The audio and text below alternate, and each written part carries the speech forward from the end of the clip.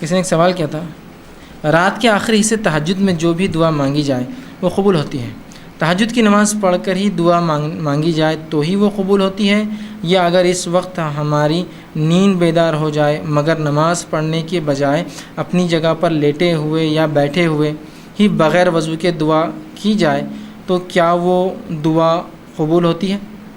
دیکھیے، سب سے پہلی چیز تو آگے انہوں نے پھر لکھا، تہجد کی نماز پڑھنے کا بہترین وقت کون سا ہے؟ رات کے 3 بجے سے آخر حصہ رات کا شروع ہوتا ہے،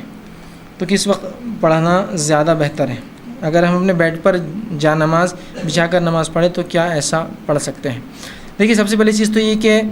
جو رات کے تیسرے آخری پہر میں جو فضیلت ہے، جو صحیح مسلم کی روایت ہے، عموماً ہم رمضان میں سنتے ہیں لیکن یہ سال بھر کے لیے حدیث کیا ہے؟ آپ سے فرماتے ہیں رات کے آخری پہر میں، آخری حصے میں اللہ رب العزت پہلے آسمان میں، آسمانی دنیا پر آ جاتا ہے اور ایک ندا، ایک آواز لگاتا ہے، کوئی مغفرت کا طلب کرنے والا، میں مغفرت دینے بیٹھا ہوں، اللہ اس کو حکم دیتا ہے۔ پھر ایک آواز آتی ہے، کوئی مانگنے والا مجھ سے، میں دینے کے لیے بیٹھا ہوں۔ ہر روز، رمضان میں خاص نہیں، ہر روز رات کے آخری پہر میں اللہ رب العزت دنیاوی آسمان پہ آ جاتا ہے۔ کیسے، کیا، واللہ عالم، بس آ جاتا ہے بس، اور ایک آواز لگاتا ہے، اللہ حکم دیتا ہے، لگاؤ آواز، ہے کوئی مانگنے والا، میں دینے بیٹھا ہوں، ہے کوئی مغفرت طلب کرنے والا، میں مغفرت دینے بیٹھا ہوں اس وقت، ٹھیک ہے۔ اب نبی اکرم صلی اللہ علیہ وسلم اس وقت کا فائدہ کیسا اٹھا وہ دیکھنا پڑے گا ہم کو، طریقہ مانگنے کا۔ آپ صلی اللہ علیہ وسلم نماز پڑھتے تھے۔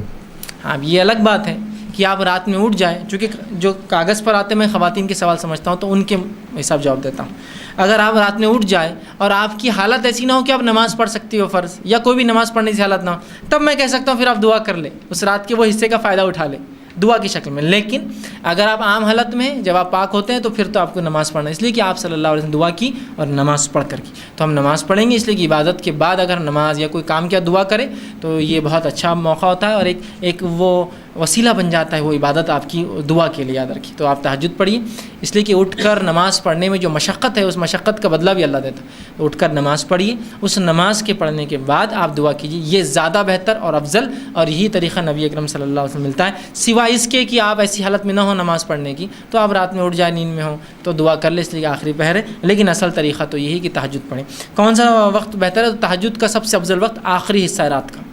شروع ہوتا ہے عشاء کی بعد سے، آخری جو پہر آخری حصہ ہوتا ہے وہ، تو رات میں بہرحال یہ مختلف علاقوں میں مختلف رات کا ڈیوریشن ہوتا ہے تو وقت بدل جائیں گا۔ جیسے ہمارے پاس اورنگ آباد کے اندر فجر کا وقت جو ہے تقریباً 4:15 یا 20 منٹ سے شروع ہوتا ہے،